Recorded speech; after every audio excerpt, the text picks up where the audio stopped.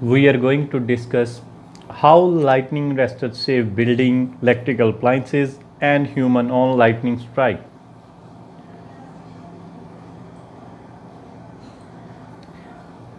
देखिए डायग्राम में हमें दो बिल्डिंग दिखाई दे रही हैं B1 एंड B2।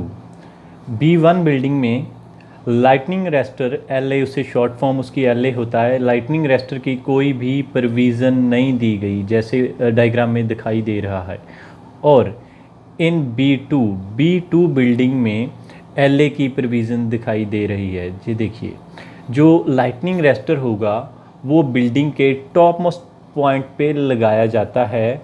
इसमें तीन पार्ट होते हैं। लाइटनिंग अरेस्टर जो बिल्डिंग के टॉप पे लगता है, अर्थिंग जो ग्राउंड में होती है, एंड कनेक्टिंग कंडक्टर जो लाइटनिंग अरेस्टर को ग्राउंड से कनेक्ट कर देता है। बेस्ट नॉन कम रजिस्टिव मटेरियल जो होता है वो कंडक्टर लिया जाता है, जैसे कॉपर को ले सकते हैं। कॉपर की स्ट्रिप भी यूज़ की जाती है।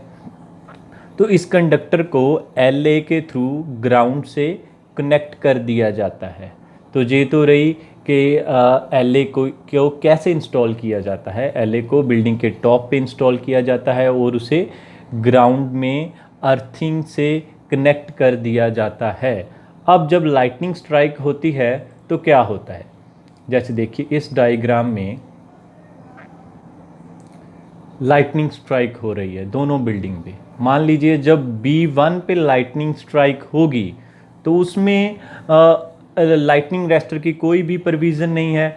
तो लाइटनिंग अरेस्टर का जो लाइटनिंग का जो इफ़ेक्ट होगा वो पूरी बिल्डिंग पे पड़ेगा।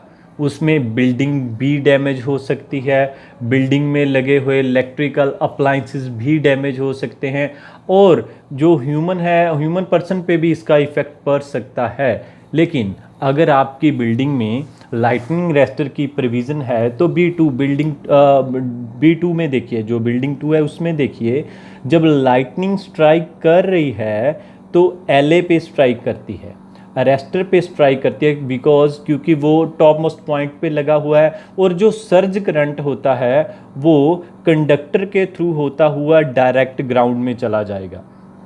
एक्चुअली LA करता क्या है, LA बाईपास कर देता है सर्ज करंट को और पहुंचा देता है ग्राउंड में अर्थिंग के थ्रू। और इसकी वजह से जो बिल्डिंग रहती है उसमें लगे हुए इलेक्ट्रिकल अप्लाइंसेस रहते हैं वो सभी सेव हो जाते हैं, उसकी सेफ्टी है इसमें। और जो ह्यूमन पर्सन भी कोई अगर इसमें बिल्डिंग में है और उसकी लाइफ पे भी कोई उसका इफ़ेक्ट नहीं पड़ता। तो इस तरह लाइटनिंग अरेस्टर लाइटनिंग स्ट्राइक को बाईपास करके सीधा जो सर्ज करंट होता है उसको ग्राउंड में पहुंचा देता है। इसलिए जो बिल्डिंग जितनी आपकी बिल्डिंग की हाइट इंक्रीज़ होती जाती है उतना ही लाइटनिंग स्ट्राइक के चांसेस भी इंक्रीज़ हो जाते हैं। और इसलिए जो हाइट पे बिल्डिंग है, जिनकी हाइट ज़्यादा है, उनमें तो लाइटनिंग अरेस्टर मस्ट होना चाहिए। लेकिन फिर भी अगर 2-3 फ्लोर भी हैं तो आपको अपने घर में लाइटनिंग अरेस्टर को इंस्टॉल ज़रूर करवा लेना चाहिए।